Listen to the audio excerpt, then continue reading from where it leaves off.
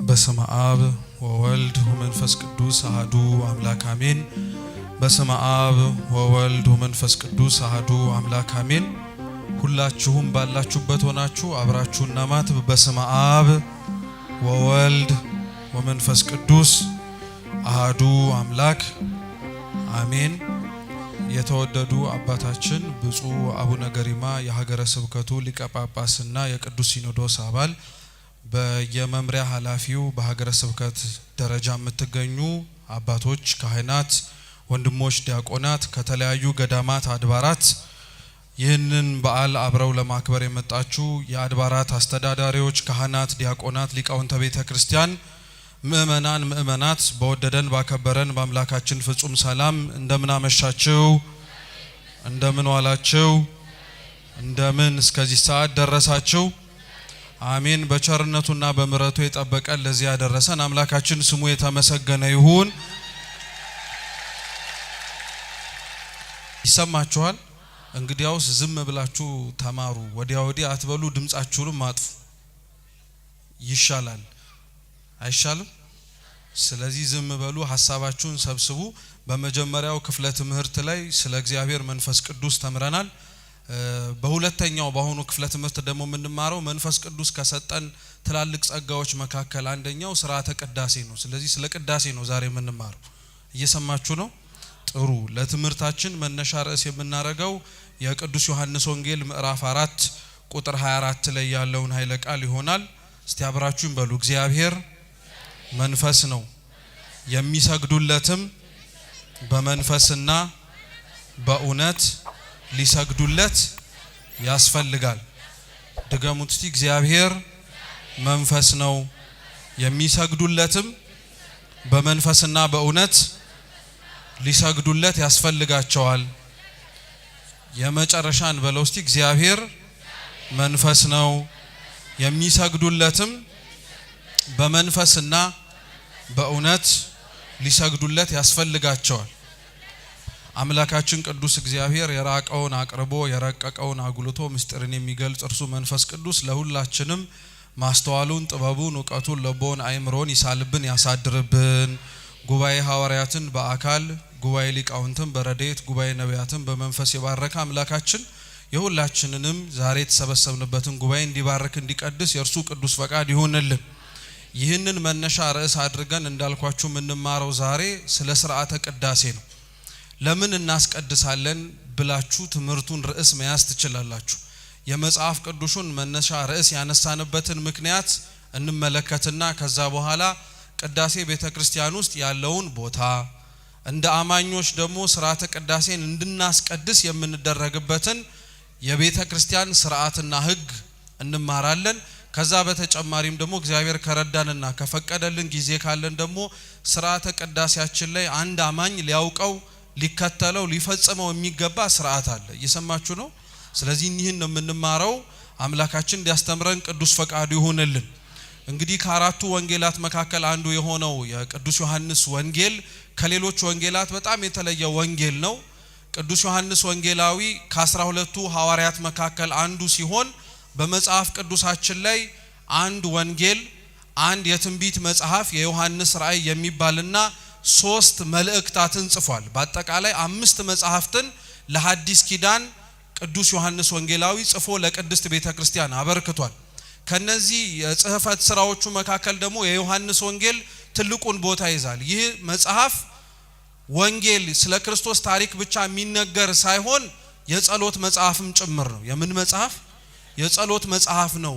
በተለይ ወጣቶች ለሆኑ፣ ዝሙት ለበረታባቸው፣ ክብረ ንጽህናቸውን ጠብቀው እግዚአብሔር ያዘጋጃላቸውን ጸጋና ሞገስን ለመቀበል ለሚፈልጉ ሁሉ እንዲጸልዩ ከሚመከሩ ጸሎቶች መካከል አንደኛው የዮሐንስ ወንጌል 21 ምዕራፍ ነው ያለው።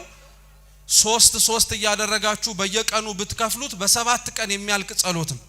ይሄ ጸሎት እንዳልኳችሁ ታዲያ መጽሐፉን እንደ ወንጌልነቱ ቤተክርስቲያን ታነበዋለች፣ እንደ ጸሎት መጽሐፍነቱ ደግሞ ቤተክርስቲያን ለልጆቿ ንጽህናቸውን ድንግልናቸውን እንዲጠብቅላቸው ዮሐንስ ወንጌላዊን እንዲማጸኑበት የጸሎት መጽሐፍ አድርጋ ሰጥተዋለች።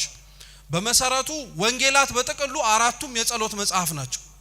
አንድ ሰው የጸሎት እርከን መሆን መቻል ያለበት ወይም ስለ ጸሎት ህይወቱ እነዚህን እርከኖች ማለፍ አለበት። የመጀመሪያው ትልቁም ጸሎት የሚባለው አባታችን ሆይ ነው። ይሄ ጸሎት በጣም ቀላል የማይባል ሰው በጸሎቱ እጥረትና በተወሰኑ ደቂቃዎች ስለምንጨርሰው ትንሽ ጸሎት ይመስለዋል። ግን የሚገርማችሁ ሌሎች ጸሎቶች ቢጸለዩ ቅዱሳን ጻድቃን ደናግላን መነኮሳት የእግዚአብሔር መንፈስ ረድቷቸው የተደረሱ ድርሰቶች ናቸው። ይህ አባታችን ሆይ ተብሎ የምንጸልየው ጸሎት ግን ሐዋርያት አባቶቻችን ለክርስቶስ እንዴት ብለው መጸለይ እንዳለባቸው ሲጠይቁት ጸልዮ ያሳያቸው ጸሎት ነው። በኋላም ላይ መጣላችኋለሁ። ሥርዓተ ቅዳሴያችን ላይ እንኳን አባታችን ሆይን ከ14 ጊዜ በላይ እንጸልየዋለን። በለሆሳስ በውስጣችን አሰምተን ጮክ ብለን በድምጻችን እንዲሁም ደግሞ በዜማም ጭምር አባታችን ሆይን እንጸልየዋለን። ስለዚህ አባታችን ሆይ የእያንዳንዱ ሰው የመጀመሪያ ጸሎት ነው። ከአባታችን ሆይ በኋላ የበረታ ከመጣ ውዳሴ ማርያም እንዲጸልይ ይመከራል። ውዳሴ ማርያም ከጸለየ የዕለት ዳዊት መዝሙረ ዳዊት እንዲጸልይ ይደረጋል። እነዚህን ሁለቱን ጸሎቶች በተለይ ውዳሴ ማርያምንና መዝሙረ ዳዊትን በደንብ ጠንቅቆ ካወቀ በኋላ እንደ ሰውየው አቅምና ብርታት ሌሎች ጸሎቶች እንዲጨምር ይደረጋል። ከሚጨምራቸው ጸሎቶች መካከል አንደኛው ወንጌል ነው። ምን አልኳችሁ? ወንጌል ነው። ታቁ ከሆነ ጻድቁ አባታችን አቡነ ሀብተ ማርያም በረከታቸው ለሁላችን ትድረሰን ካወረደላቸው አክሊላቶች መካከል አንደኛው ወንጌል ጸሎት እንደሚጸልዩ እንደሆነ ታውቃላችሁ። ወንጌል ስለሚጸልዩ ነው አክሊል የወረደላቸው። እንግዲህ አስቡት፣ ሰው ጸልዮ ወንጌል በማንበቡ የተነሳ አክሊል ከወረደለት እንደኔና እንደናንተ ተቀምጦ የሚማረው እግዚአብሔር ዝም የሚለው ይመስላችኋል? ክብር አለው። ክርስቲያኖች ወንጌል መስማት የጆሮ ጉዳይ ብቻ አይደለም፣ የጽድቅም ጉዳይ ነው። ሰው ስለሰሙት ነገሮች በሙሉ ይመሰገናል። ሥርዓተ ቅዳሴያችን ላይ አንዱ ወንጌል ሲነበብ ካህኑ የሚጸልየውና እግዚአብሔር ቢያደርግልን ብሎ የሚማጸነው ምን መሰላችሁ? እናንተ ይህን ያዩ አይኖቻችሁ የተመሰገኑ ናቸው፣ ይህንን ቃል የሰሙ ጆሮዎቻችሁም የተቀደሱ ናቸው። እናንተ የምታዩትን ያዩ ዘንድ ብዙ ነቢያት ጻድቃን ተመኙ፣ ግን አላዩም። እናንተ የምትሰሙትን ይሰሙ ዘንድ ብዙ ጻድቃን ነቢያት ተመኙ፣ ግን አልሰሙም አለ። እየሰማችሁ ነው? ወንጌል ቀላል አይደለም ማለት ነው። ክርስቲያኖች ተቀምጦ ሲሰማ በጣም ቀላል ነገም ልናገኘው የምንችለው የእድል ጉዳይ ይመስለናል። ግን ወንጌል እንደዛ አይደለም። ዛሬ የሰሙ ጆሮዎቻችን እንኳን የተመሰገኑ ናቸው። ወንጌል በመስማት ክብር አለው ማለት ነው። ስለዚህ የዮሐንስ ወንጌል ጸሎት ነው፣ መጽሐፍ ነው፣ ሶስተኛ ታቦትም ጭምር ነው። ምን አልኳችሁ? ታቦት በቁሙ በግዕዝ ግስ ሲበተን ታቦት ብቻ ማለት አይደለም። ብዙ ሰው ታቦት ምን ማለት ነው ሲባል የጽላቱ ማደሪያ ብሎ ቀጥታ ይተረጉማል። እሱ ትክክለኛ ነው። ታቦት ግን እንደ ቃሉ አገባብ የተለያየ ትርጉም ሊኖረው ይችላል። ለምሳሌ ታቦት ማለት መርከብ ማለት ነው። እየሰማችሁ ነው? ኖህ የሰራውን መርከብ በግዕዝ ታቦተ ኖህ ተብሎ ሲጠራ ኖህ የቀረጸው ታቦት ለማለት ሳይሆን ታቦት መርከብ ማለት ስለሆነ ነው። ታቦት ሙዳይ ምጽዋት ተብሎ ሊተረጎም ይችላል፣ ሳጥን ስለሆነ ማለት ነው።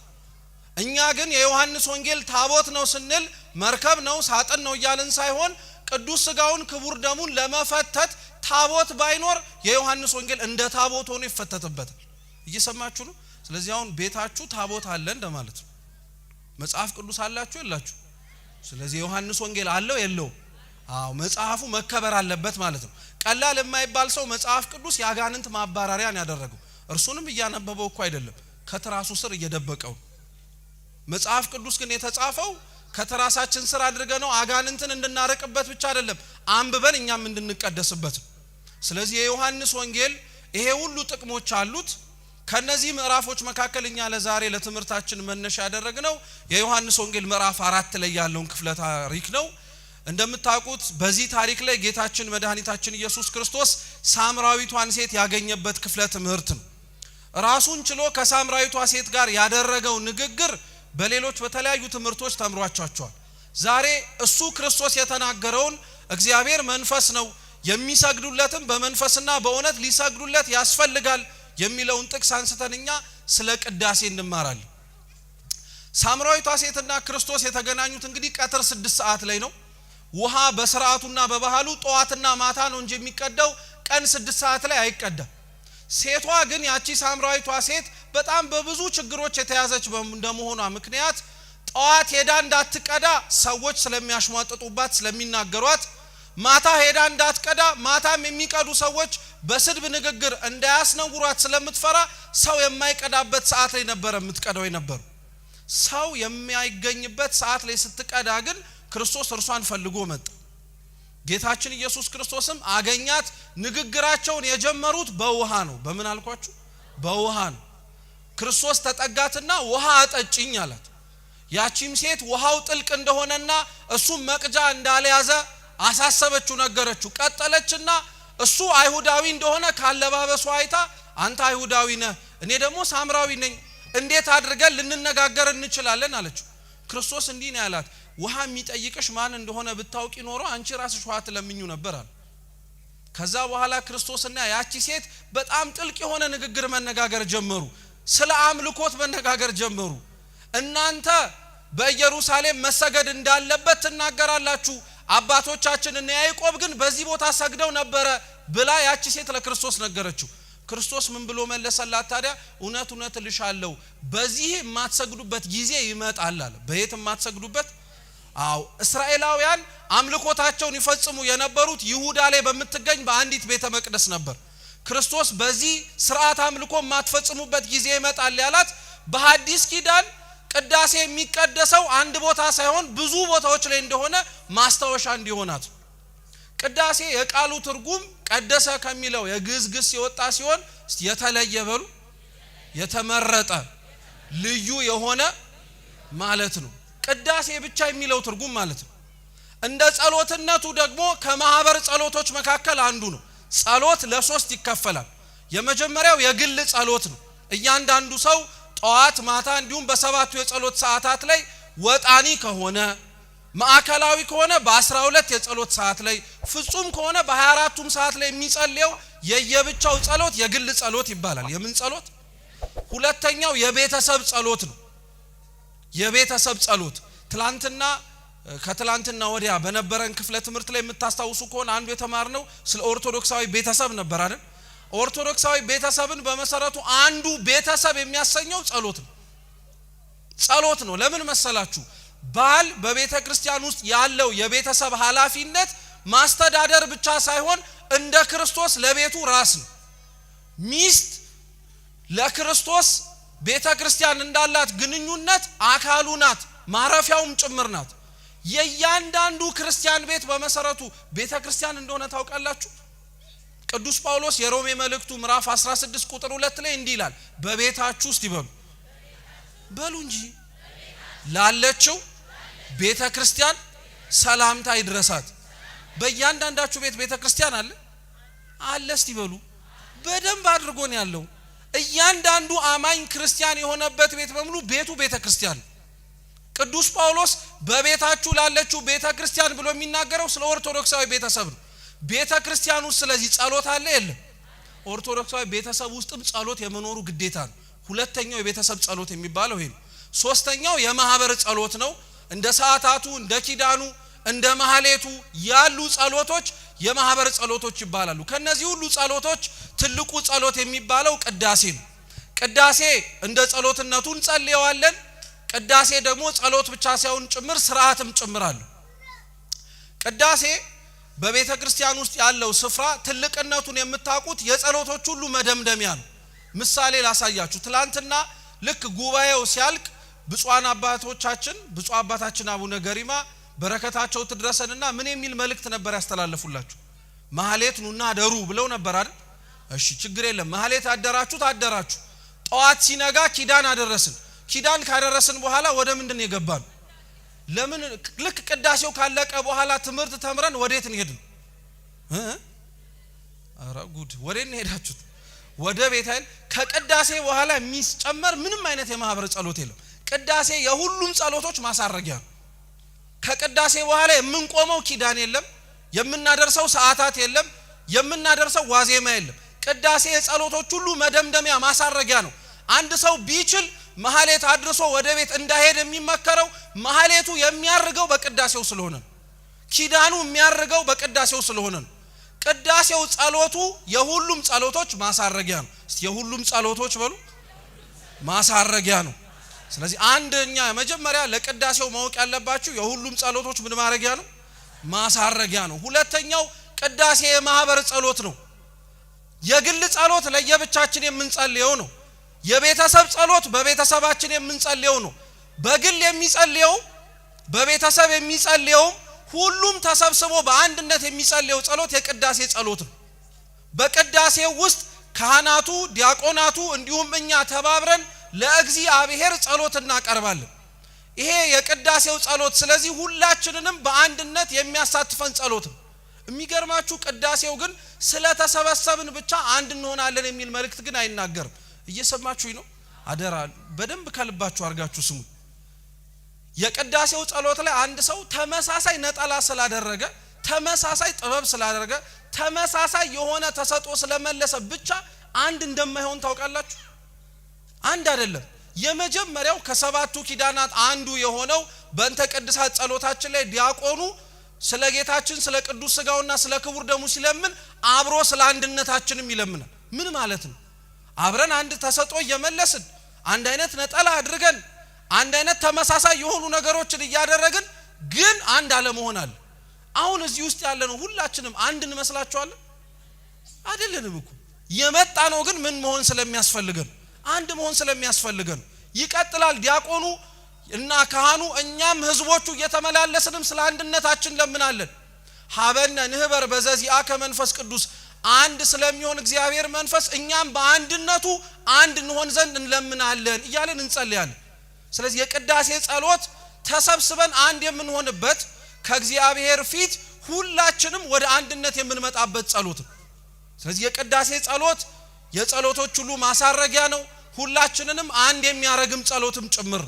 ሶስተኛው የቅዳሴ ጸሎት ሰማያዊ ስርዓት ነው። ምናዊ ስርዓት?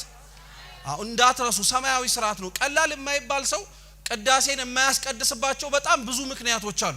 ከነዛ መካከል አንደኛው ምን መሰላችሁ?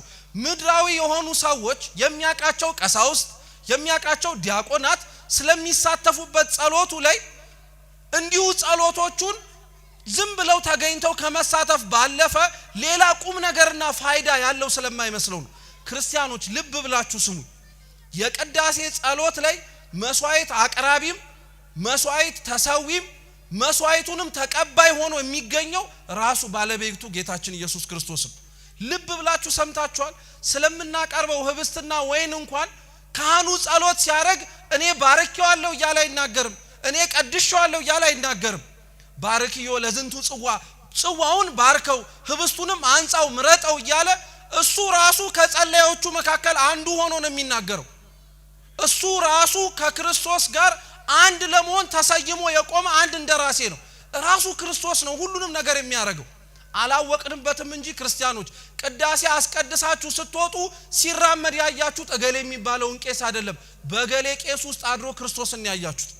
ዜና አበው ላይ አንድ ታሪክ አለ፣ በደንብ አድርጋችሁ ስሙ።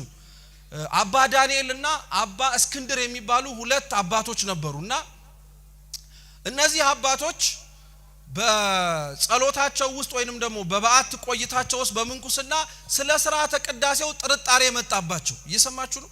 ጥርጣሬ መጣባቸው። ቅዳሴው ላይ ተገኝቶ የሚቀድሰው ቅዳሴው ላይ ተገኝቶ ሁሉን ነገር የሚከውነው ማን ነው የሚል ጥያቄ መጣባቸው እና ይሄንን ጥያቄያቸውን በውስጣቸው ያብላሉ። እነሱ ሰነበቱ። ዜና አበው ይቀጥልና ሌላ ታሪክ ያመጣል። ምን ይላል? አንድ ጠንቋይ የሆነ ቄስ ነበር። እየሰማችሁ ነው? ምን የሆነ ቄስ? እቺንማ ትረሷት።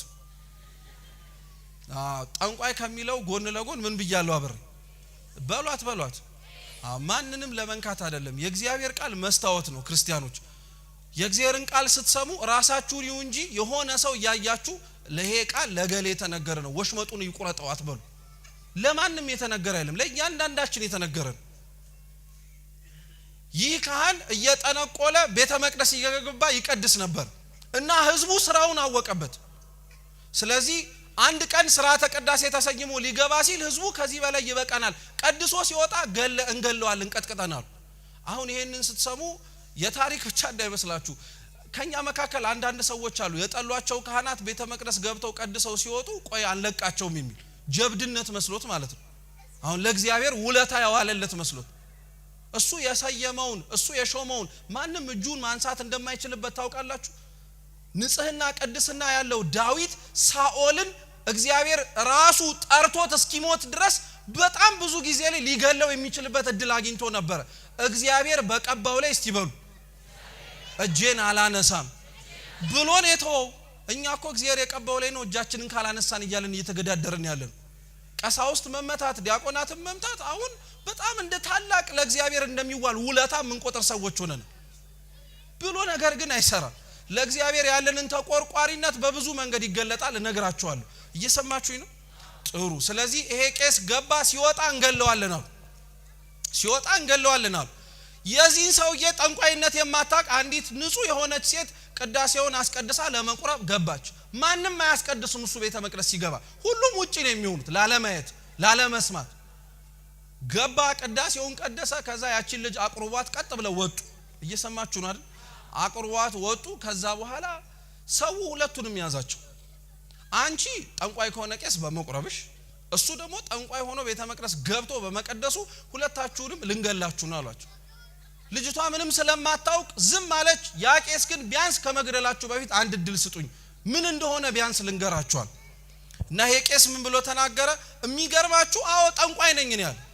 አዎ ጠንቋይ ነኝ፣ ምንም አንድና ሁለት የለውም። ግን የቤተ መቅደሱን በር ለመሳለም ገና የቅጽሩን ማለት ነው ውጨኛው በር አሁን ሁላችሁም ያላችሁበት ማለት ነው። እሱም በር ስሳለም እንደ ንብ ቀፎ ላይ ረበው ሲያስጠነቁሉኝ የነበሩት አጋንንት በሙሉ ረግፈው ይሄዳሉ አለ። አንድ ትምህርት። ስለዚህ አጋንንት ሰው ላይ ተጭነው ካልሆነ በቀር ወደ ቤት መግባት አይችሉም ማለት ነው። ወደ ቤተ ክርስቲያን አትፍሩ ማለት ነው። ሰው ላይ ተጭነው ካልሆነ አጋንንት የትኛው ድፍረት ኖሮት ነው ወደ ቤተ ክርስቲያን ቀጥታ የሚገባው? አይገባም። ስለዚህ ጥለውኝ ይሄዳሉ አለ። ስሙ እንግዲህ እግዚአብሔርን ስራ። ቤተ መቅደስ ላይ ገብቼ ማንም ሳያየኝ ወደ ቤተ መቅደሱ ስገባ ራሱ የቤተ መቅደሱ ጠባቂ መልአክና ጌታችን ኢየሱስ ክርስቶስ በሩ ላይ ይጠብቁኛል አለ። እኔን በሳት ሰንሰለት አስሮኝ ንጹህ አይደለውምና ስጋውን ደሙን መንካት ስለማልችል እሱ ራሱ ግን እኔን ሆኖ ቀድሶ አቅርቦ ይወጣል። ልክ ሲጨርስ ቅዳሴውን እኔን ፈቶኝ ውጣ ይለኛል አለ። ይሰማችሁ ነው? ደሞ እንደዛ ስትባሉ የጠሏችሁ ቄሶች ጋር እየሄዳችሁ ቁረቡ አሏችሁ።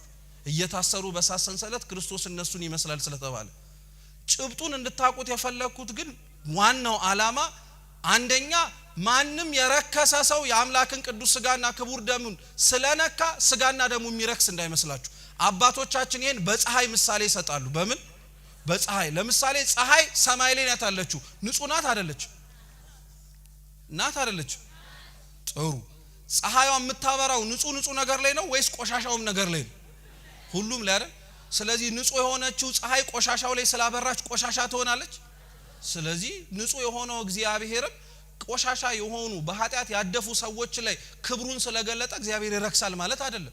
ቅዱስ ስጋውና ክቡር ደሙ ክብሩ ዝቅ ይላል ማለት አይደለም። እንዳትሞኙ ክርስቲያኖች። ቀላል የማይባል ሰው ቅዱስ ስጋውን ክቡር ደሙን የማይቀበለው የሆነ ሰው የሆነ ጥፋት ሲያጠፋይና በሱ እጅማ አልቆርብም ይላል፣ በሳቸው እጅማ አረ በፍጹም ይላል። እንዳትሞኙ።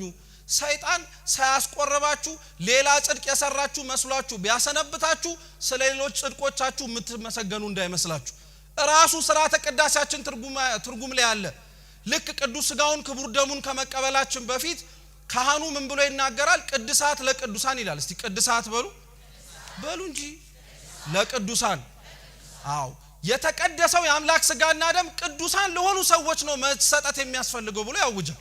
የዚህን ጊዜ ላይ ትርጓሜያችን የቅዳሴው ምን ብሎ ያትታል መሰላችሁ? አንድ ባህታዊ ነበረ ይላል። 40 ዓመት ሙሉ ንጽ ጠብቆ ከሰው ሳይገናኝ እየጾመ እየጸለየ እየሰገደ እየመጸወተ ይኖር ነበር።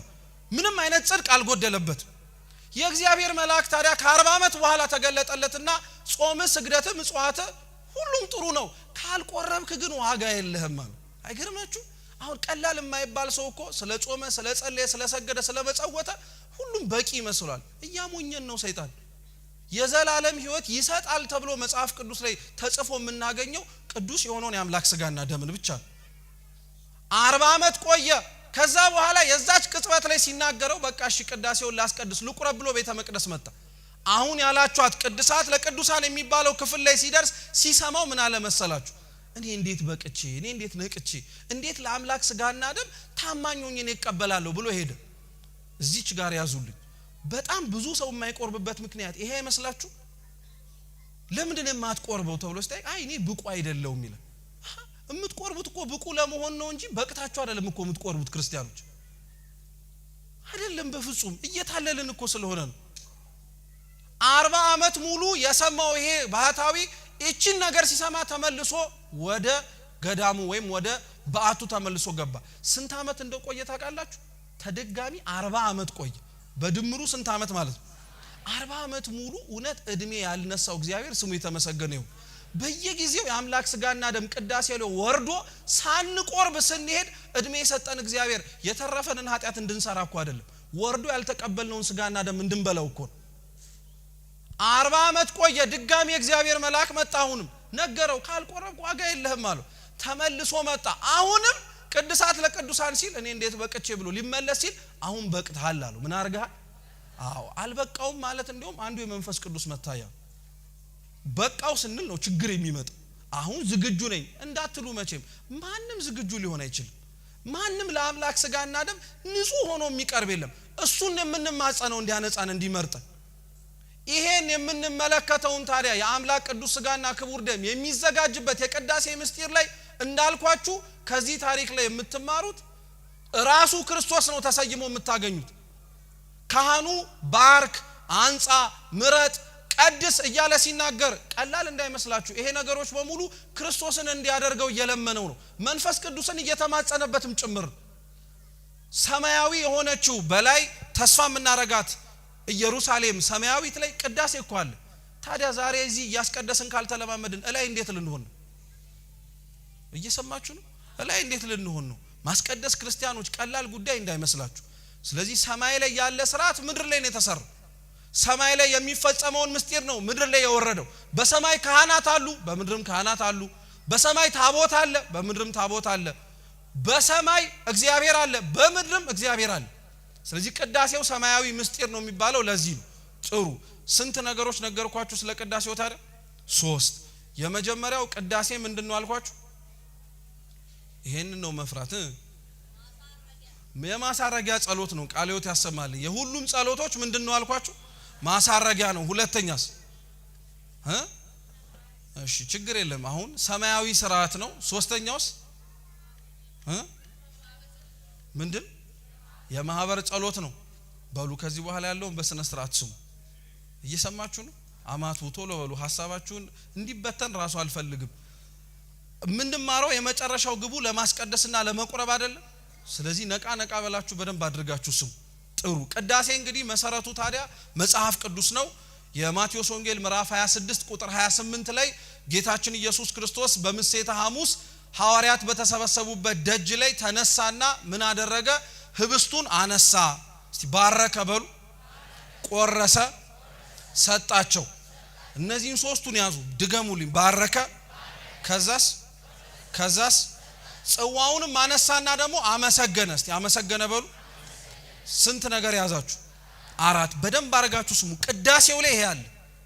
አሁን ቀላል የማይባል ሰው እዚህ ቤተክርስቲያን የሚቀደሰውን ቅዳሴ ሲሰማ ምን ይላል? ይሄንን መች ክርስቶስ ሰራው ተብላችሁ አልተጠየቃችሁ? የምን ቅዳሴ ነው? ቅዳሴ የሚባል ነገር መጽሐፍ ቅዱስ ላይ የለም። ዝም ብላችሁ እናንተ ፈጥራችሁን ያመጣችሁ ትላሉ። እንዳይመስላችሁ። አሁን የያዟቻቸውን 4 ቃላት መጽሐፍ ቅዱስ ላይ የተጻፉትን ቅዳሴው ላይ ታገኙታላችሁ። የመጀመሪያው ምን አረገን ያልኳችሁ? አረ ቶሎ በሉ። ባረከ። ቅዳሴው ላይ ልክ ከመግባቱ በፊት ካህኑ እንዲህ ሲል አልሰማችሁትም? ቡሩክ እግዚአብሔር አብ ኀዜ ኩሉ ዓለም አምላክነ ወቡሩክ ወልድ ዋሕድ እግዚእነ ኢየሱስ ክርስቶስ መድኃኒነ ወቡሩክ መንፈስ ቅዱስ ጰራቅሊጦስ መንጽሔ ወመንጽሔ ለኩልነ ሲል አልሰማችሁትም? እየባረከ ነው ማለት ነው። 1 ሁለተኛ ምን ያላችሁት? ቆረሰ። ሀበነ ንህበር በዘዚአከ መንፈስ ቅዱስ የሚለው ጸሎት ስርዓተ ፈትቶ ነው። ጥሩ ሶስተኛ ምን አላችሁ? ሰጣቸው። ልክ ቅዱስ ስጋው ክቡር ደሙ ተዘጋጅቶ ከጨረሰ በኋላ ቤተ መቅደስ ጸሎት ልክ ሲያልቅ ወደ ታች ወርዶ እንቆርባለን አንቆርብ? ስለዚህ መስጠቱ አለ ማለት ነው። አራተኛው ምንድን በሉ እንጂ ናኩቶ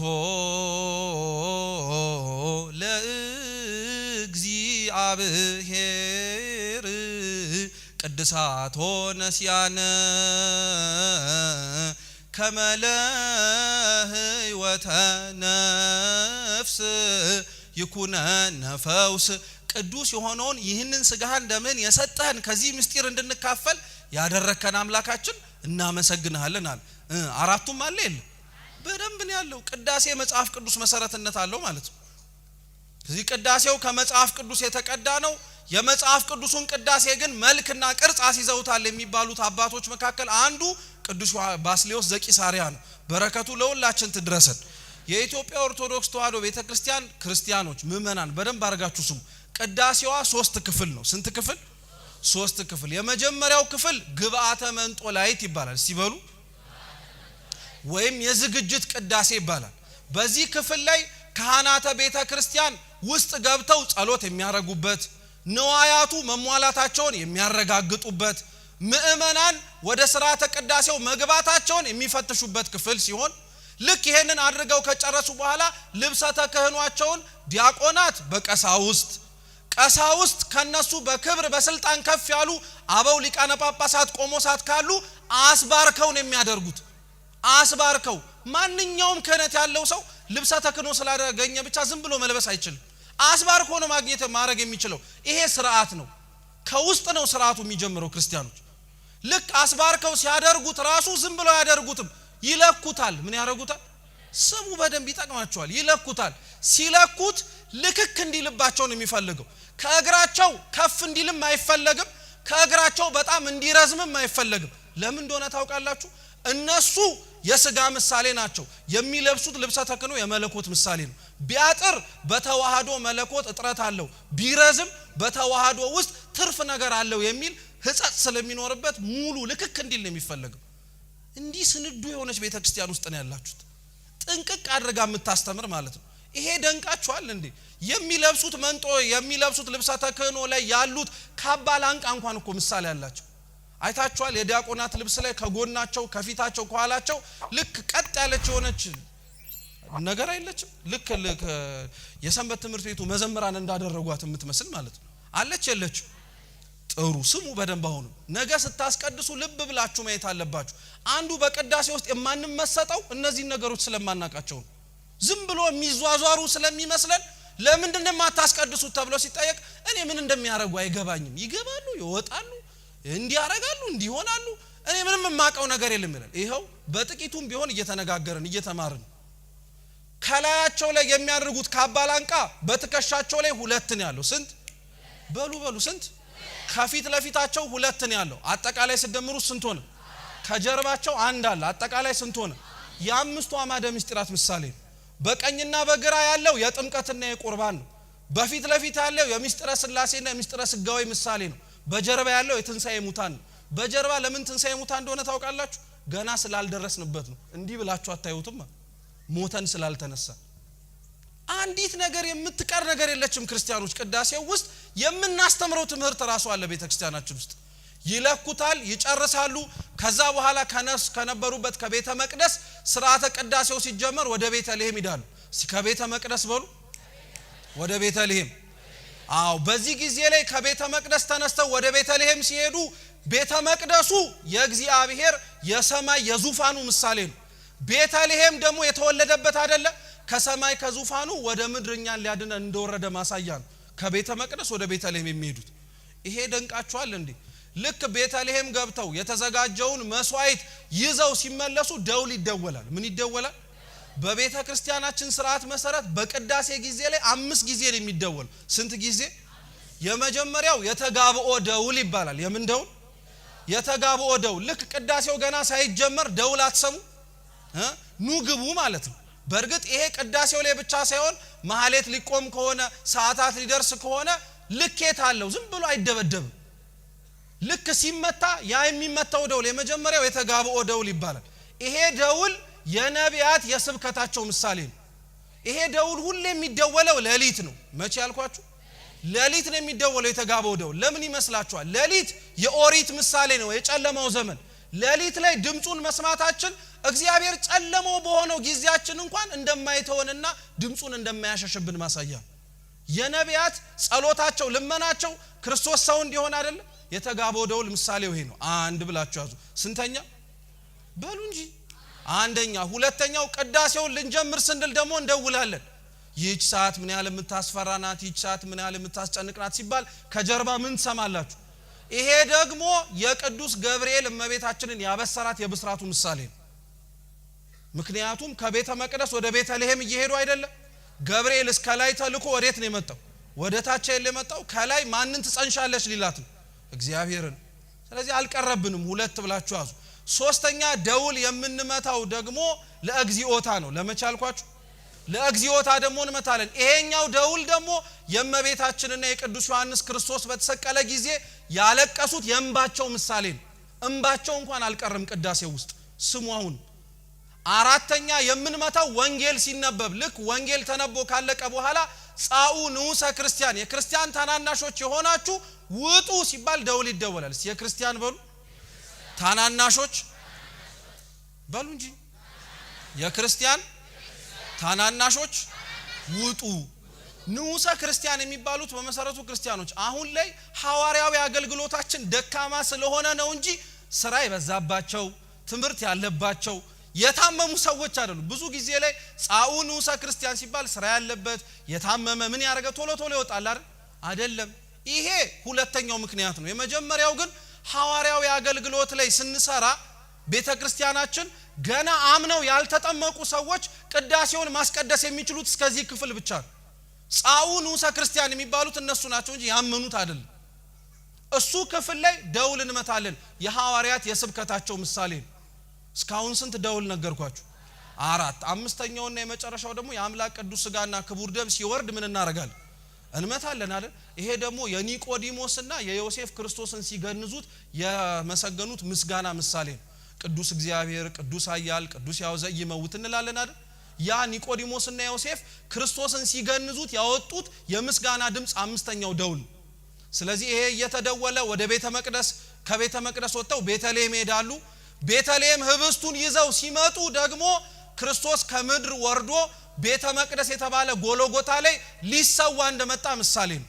እየሰማችሁኝ ነው? ግን ደከማችሁ እንዴ? በደንብ አድርጋችሁ ስሙኝ አደራ፣ ወሬ እንዳትተው።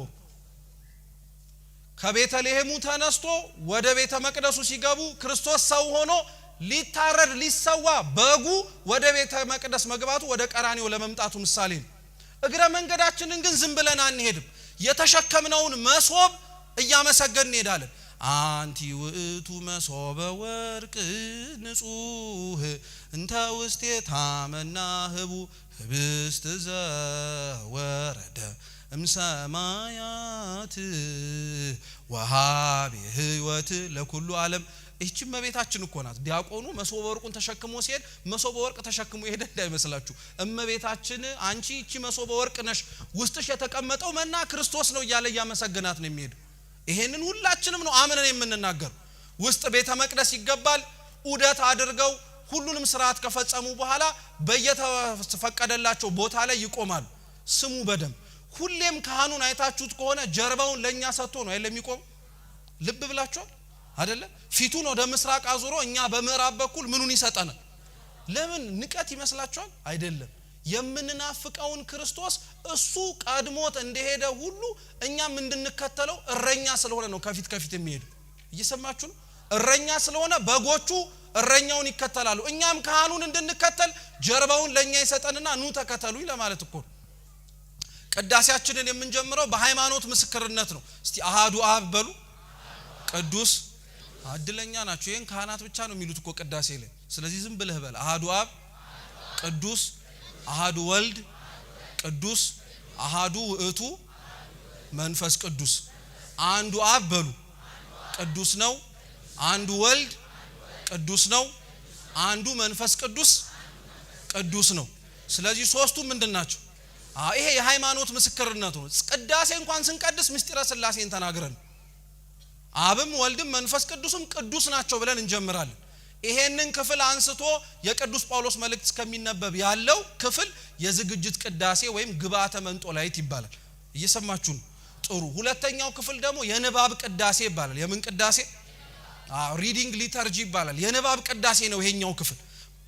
በዚህኛው ክፍል ከ14ቱ የቅዱስ ጳውሎስ መልእክታት መካከል አንዱን ስሙ በደንብ ከሐዋርያት ሥራ 1 ምዕራፍ ከሌሎች የሐዋርያት መልእክታት ከሰባቱ አንድ መዝሙረ ዳዊት እና ወንጌል ይነበባል። ስንት ምንባባት አሉ ማለት ነው? አረ መልሱ ተው። 5 ምንባባት አሉ። ለምን ይመስላችኋል 5 ይሆኑ? ልክ 5ቱን ምንባብ ወንጌል አንበበን ከጨረስን በኋላ ወደ ቁርባን አይደል የምንሄደው? ጥሩ 5ቱ ምንባባት ክርስቶስ ሰው ከመሆኑ በፊት የነበረውን 5500 ዘመን የሚያሳዩ ምሳሌዎች ናቸው። እንደ አይገርማችሁም? ይሄ ሁሉ ቅዳሴ ውስጥ የተደበቀ ትክክለኛ ቀናይኛ የሆነ ትምህርት ነው። 5 ምንባባት እናነባለን። ስናነብ በአራቱም አቅጣጫ ነው የምናነበው። ወንጌል በአራቱም አቅጣጫ እንደተሰበከ ማሳያ እኮ ነው። ይሄ ብቻ አይደለም፣ የሐዲስ ኪዳን አገልግሎትንም ተልእኮ ያሳያል። በኦሪቱ ጊዜ ላይ ደብተራ ኦሪት ሲሰራ አንድ መግቢያ ብቻ ነበር የነበረው። ስንት መግቢያ?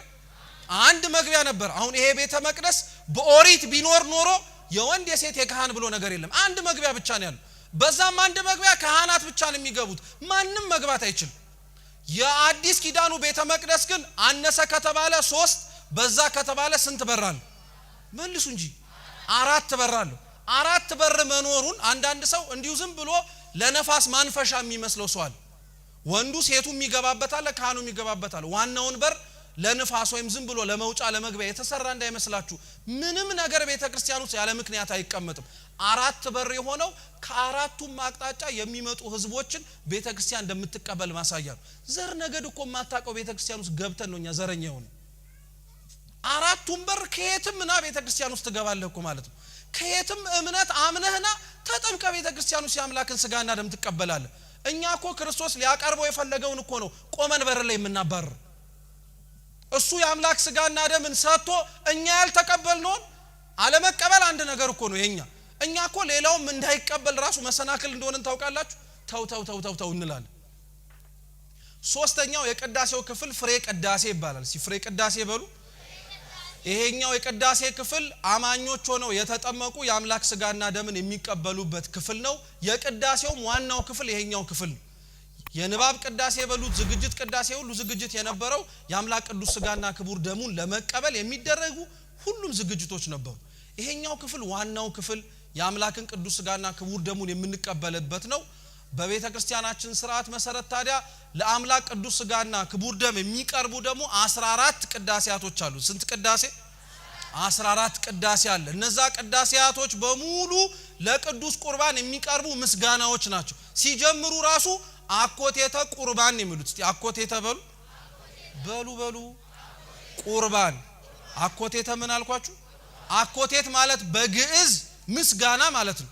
ቁርባን ማለት ቃሉ የአማርኛ ራሱ አይደለም፣ የሱርስት ቃል ነው። ቀጥተኛ ትርጉሙ አማሃ ስጦታ ማለት ነው። ስለሰጠን ስጦታ ስለ ስጋና ደሙ የምናቀርበው ምስጋና ነው። የአምላክን ቅዱስ ስጋና ክቡር ደም ታዲያ ምእመናን በዚህ ክፍል ላይ ይቀበላሉ አስቀድሰው። ያቆራረቡን ተራ ስነ ስርዓት ልንገራችሁ፣ በደንብ አርጋችሁ ስሙ። አሁን ቀላል የማይባል ሰው ስርዓተ ቤተ ክርስቲያንን በመጣስ በጣም ይታወቃል። አንዳንዶቻችን ስርዓተ ቤተ ክርስቲያን የምንጥሰው ካለማወቅ ነው። አንዳንዶቻችን የምንጥሰው ደግሞ እያወቅን በምን አለብኝነት ነው። እየሰማችሁ ነው? በምን አለብኝነት ማለት ከተማርኩኝ ካወቅኩኝ ምንም ነገር ባፈርስ ምንም ነገር አይመስለኝም የሚል። እግዚአብሔር ለስርዓቱ ቀናኢ ነው። ክርስቲያኖች ኦሪት ዘጸአት ምዕራፍ 20 ላይ እንይህ ብለው ለለመኑት ህዝብ እግዚአብሔር ፊቱን አይደለም ያሳያቸው፣ ስርዓቱን ነው። 40 ቀን 40 ሌሊት ሙሴ ሲና ተራራ ላይ ሲጸልይ ሲሰግድ የነበረው ብቸኛው ምክንያት እግዚአብሔርን ማየት እንፈልጋለን ብለው እስራኤላውያን ሲጠይቁት ማየት የሚፈልጉትን እግዚአብሔር መልኩን አላሳያቸውም፣ ህጉን የሰጣቸው። ህግጋተ እግዚአብሔርን የምናይባቸው ናቸው። ስርዓተ ቤተ ክርስቲያን እግዚአብሔርን የምናይበት መንገድ ነው። ዝም ብሎ የተቀመጠ መመሪያና ደንብ እንዳይመስላችሁ። ቀላል የማይባል ሰው ስርዓተ ቤተ ክርስቲያን ላይ አክባሪ ነኝ ይላል፣ ግን አክባሪ ሆኖ አናየው። ቅዳሴው ላይ ራሱን የቻለ ስርዓት አለው። የመጀመሪያው ቆራቢዎች ሆነው ሁሌም መጀመሪያ ቆርበው የሚጀምሩት እነማን ናቸው? ካህናተ ቤተ ክርስቲያን ናቸው። እየሰማችሁ ነው? ከውስጥ ቆርበው ነው እኛን የሚያቆርቡ። ልክ ክርስቶስ ህብስቱን አንስቶ እንኩ ብሉ ያላቸውን ስጋ እሱም ቆርቦ ነበረ። የቆረበው አስፈልጎት አይደለም፣ እንዳይፈሩ ነው። የዮሐንስ ወንጌል ምዕራፍ 6 ላይ ክርስቶስ ስለራሱ ስጋና ደም ሲናገር ሐዋርያት ይሄንን መስማት የሚችለው ምን አይነት ጭንቅላት ነው? ጭንቅ ነው ብለው ነበር። እንዳይጨንቃቸው እሱ ራሱ ቆርቦ አሳያቸው። ልክ ተጠምቆ ተጠመቁ እንዳለ ቆርቦ ነው ቅረቡ ያለው። ካህናት ቤተ መቅደስ መጀመሪያ ቆራቢዎች ናቸው። ከነሱ በኋላ የሚቆርቡት ስሙ በደም ክርስትና የተነሱ ወንድና ሴት ህፃናት ናቸው። ከነሱ በኋላ የሚቆርቡት ህፃናት ናቸው። ከነሱ በኋላ የሚቆርቡት ደግሞ ደናግላን ናቸው።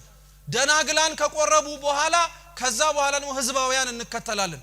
አሁን እኮ ምስቅልቅሉን ያወጣን ሁላችንም የሚያልቅብን ይመስል ከፊት ለፊት እንደነቀራለን። ልክ አይደለም።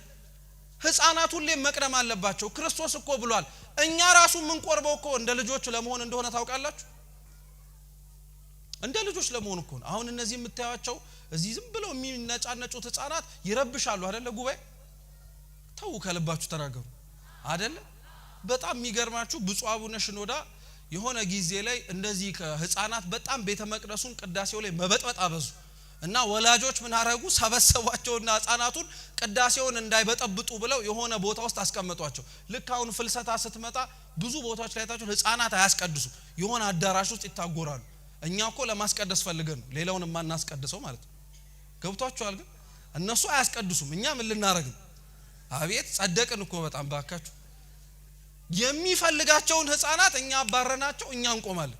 አቡነ ሽኖዳ ታዲያ በጣም ልጆቹ ሲበጠብጡ ወላጆች እያባረሯቸው በጣም አስቸገሩ። ከዛ ምን እንዳሉ ታውቃላችሁ? ብፁዕ አባታችን ህፃናቱ በጣም እየበጠበጡ ስለሆነ ከዚህ በኋላ ቅዳሴ እንዳይመጡ ብለው ተናገሩ አሉ። አቡነ ሽኖዳ እንዲህ ብለው ነው የመለሱት። እኔ የሚሰማኝ የብጥበጣቸው ድምጽ ሳይሆን የነገይቱ የቤተክርስቲያን የተስፋ ድምጽ ነው አሉ። የነዚህ ህፃናት ድምጽ የምትሰሙት የነገይቱ የቤተክርስቲያን የተስፋ ድምጽ ነው። እኚህ ናቸው ካህናት ዲያቆናት የሚሆኑት። ዛሬ ግን አይማሩ እናባራቸው አያስቀድሱ ካላችሁ ዋጋ እንከፍላለን። ልጆቻችሁን በጊዜ ነው ቅዳሴ ይዛችሁ መምጣት ያለባችሁ። 1 ሰዓት ተኩል 12 ሰዓት ተኩል ልክ ድርገት ሲወርድ ይዘን መተን ማቁረብ አንችልም። ቤተ መቅደስ መተው ዕጣኑን ማሽተት አለባቸው። በአምስቱም ስሜት ሕዋሳቶቻቸው መስዋዕት ማቅረብ አለባቸው። በአይናቸው ካህኑን እያዩ በእጆቻቸው ወንጌሉን እየዳሰሱ በአፋቸው ቅዱስ ቁርባን እየተቀበሉ በጆሮአቸው የቅዳሴውን ተሰጥኦ እየሰሙ በእግራቸው እየሰገዱ ቅዳሴውን ማስቀደስ አለባቸው። ዛሬ ያላስለመድናቸውን ህፃናት ነገ ቅዳሴውን ልመዱ ብንል ከየት ያመጡታል? እኛ ራሱ የተቸገርነው እኮ ይሄንን። ስለዚህ የቆራቢዎች ተራ ይሄ ነው። ሁለተኛ ስሙ በደንብ ስለ ቅዳሴ ጸበልም በደንብ አድርጋችሁ ስሙ። የቅዳሴ ጸበል የሚጠጣ ነው። እስቲ በሉ የቅዳሴ ጸበል የሚጠጣ ነው። አዎ ቀላል የማይባል ሰው 2 ሲኒ ይዞ ነው የሚሄድ። አንዱን ሊጠጣው አንዱን ሊያፈሰው ልክ አይደለም። የቅዳሴ ጸበል የሚጠጣ ጸበል እንጠጣዋለን። ሰውነታችን ላይ እንኳን ህመም ካለብን ፍትሐ ነገስታችን የሚያዘው ጠጥተነው የተረፈቿን ንጥብጣቢዋን ያመመን ክፍል ላይ ብቻ እንድንዳብሳት ነው ራሱ እንጂ ልክ እንደ ድህነት ጸበል ላያችን ላይ እንድናፈሰው አይደለም። ይሄም መስተካከል አለበት። 2 ሶስተኛ በቅዳሴ ጊዜ በሉ የግል ጸሎት አይቻልም። በቅዳሴ ሰዓት የግል ጸሎት መጸለይ ማለት ጠራራ በሆነ ፀሐይ ላይ ሻማ እንደማብራት ማለት ነው። ጥቅም አልባ ነው። ቅዳሴው ላይ እኛ ማን ለምነው እኛ ብንጠይቀው እግዚአብሔር አምላክ ሊያረግልን የሚፈልገው ልመና በሙሉ አለ። አትጠራጠሩ። ሊያውም ማን ለምናቸው ልመናዎች ራሱ አሉ። ምሳሌ ልስጣችሁ። አንድ ምሳሌ እንኳን እስቲ ከልባችሁ ሆናችሁ ብፁዕ አባታችን ያዩናል በደንብ አርጋችሁ መልሱ። እስቲ ስለ ነገስታትና ስለ መኳንንት ስለ መንግስት ባለስልጣናት ጸልያችሁ የምታውቁ እጃችሁ ነው። ብትጸልዩ ራሱ ብንጸልይ ምንድነው የምንለው? ይድፋቸው ነው የምንለው። እውነት እኮ ነው ይድፋቸው ነው የምንለው ብሎ ነገር ግን ቤተክርስቲያናት ስለ ነገስታትና ስለ መኳንንት በእንተ ቅድሳት ጸሎቷ ላይ ራሱ ስትጸልይ ቀናውን የሆነውን መንፈስ ማስተዳደር እንዲችሉ እንዲሰጣቸው ስለ ነገስታትና ስለ መኳንንት እንለምናለን። ያላስተማረችንን እኮ ነው የምንጸልየው። ቤተክርስቲያን ለሚገፏት እየጸለየች እኮ ነው። ይሄ ጸሎት እኛም ማንጸልየው ጸሎት እያለ እኛ መዝገበ ጸሎታችንን ከፍተን እንፋጠጣለን። ልክ አይደለም። በቅዳሴ በየትኛውም ክፍለ ጊዜ ላይ የራሳችንን ጸሎት መጸለይ አንችልም። ልጨምርላችሁ ኪዳንም ላይ አትችሉ። ልጨምርላችሁ ነው ሰዓታቱም ላይ አትችሉ። ልጨምርላችሁ ማህሌቱም ላይ አትችሉ። ሁሉም ጸሎት ላይ የማህበር ጸሎት ከሆነ መሳተፍ አለብን። አናውቀውም እንላለን። ካልሰማነው እንዴት እናውቀዋለን? የግላችንን ስራ ምን ሰራ ከሆነ ይሄ ሶስተኛው ማወቅ ያለብን ነገር ነው። በቅዳሴ ጊዜ ላይ ምን ጸሎት አይጸለይም በሉ እንጂ አይዟችሁ። ባይዋጠላችሁም ቀስ እያለ ይወርዳል። አይዟችሁ። ሶስተኛው የቅዳሴ ጸሎት ላይ የግል ጸሎት አይጸለይም። አራተኛው በስርዓተ ቅዳሴ ላይ መንቀሳቀስ አይቻልም። እየሰማችሁ ነው? አው ቀላል የማይባል ሰው በስርዓተ ቅዳሴ ላይ በጣም ይንቀሳቀሳልና አንዳንዶቻችን ለምንድነው ቁሙ ምናምን እንላለንና ለምንድነው የምትቆሙት ሲባል አይ በሥርዓተ ቅዳሴ ላይ መላእክቱ እንደ ሻሽ ስለሚነጠፉ እነሱን እየረገጣቸው ስለምትሄዱ ነው ይባላል። ይሄ በመሰረቱ ልክ አይደለም። ለምን መሰላችሁ? መላእክት ረቂቃን ናቸው። መላእክትን ትረግጣላችሁ ማለት ነፋሱን እየረገጣችሁ ትሄዳላችሁ እንደማለት ነው። መላእክቱ እንደ ሻሽ ይነጠፋሉ የሚባለው ቤተ መቅደሱ ላይ ስለሚሰዋው ስለ አምላክ ስጋና ደም ክብር ብለው ራሳቸውን ዝቅ ያረጋሉ ለማለት ነው። በሥርዓተ ቅዳሴው ላይ አትንቀሳቀሱ የሚባለው መመሪያ ይሄም ተመሳሳይ ግልጽ ነው። ገብቷችኋል? ስለዚህ ሥርዓተ ቅዳሴው ላይ አራተኛው ምን ማረጋችሁ? መንቀሳቀስ እስቲ በሉ። አምስተኛው ከብዙ በጥቂቱ ደግሞ በሥርዓተ ቅዳሴው ላይ ማድረግ የማይፈቀድልን ነገር ቢኖር እትው በሰላም ሳይባል መሄድ አንችልም። እየሰማችሁ ነው? የሥርዓተ ቅዳሴው መጨረሻው ክፍል በሰላም ግቡ የሚል ነውና በሰላም ግቡ የሚባለውን ዲያቆናት አሁን በጣም ተቸግረን እትው በሰላም የሚለውን በሰላም ወደ ቤታችሁ ግቡ እንላለን። አይባልም። እትው በሰላም ግቡ ነው የሚባል። ትርጓሜው ምን ማለት መሰላችሁ? በሰላም እናንተ የቀመሳችሁትን፣ እናንተ ያወቃችሁትን፣ እናንተ አስቀድሳችሁ ያያችሁትን ክርስቶስን ደሞ ወደ ዓለም ግቡና ሌሎች ሰዎችን ይዛችሁና እንዲቀምሱ አድርጓቸው ለማለት ነው። የተልእኮ ስራ ነው። በሰላም ወደ ቤታችሁ ግቡ አይባልም። በሰላም ወደ ዓለም ግቡ፣ እናንተን ያሸነፋችሁ ክርስቶስ ሌላውን እንዲያሸንፍ ሌሎችን ይዛችሁ ነው ማለት ነው። ግልጽ ነው። ገብቷችኋል? ጥሩ። ያስተማረን የመከረን አምላካችን ስሙ የተመሰገነ ይሁን። መማር ብቻ ሳይሆን ሥርዓተ ቅዳሴውን ለማስቀደስ ቅዱስ ቁርባን ለመቀበል እሱ በምህረቱ ይፍቀድልን። በጎደለው በነጠበው በብፁዕ አባታችን ተቀምጠው ባሉ በአባቶቻችን ካህናት የሚታረም የሚስተካከል ይሁን። ወስብሐት ለእግዚአብሔር።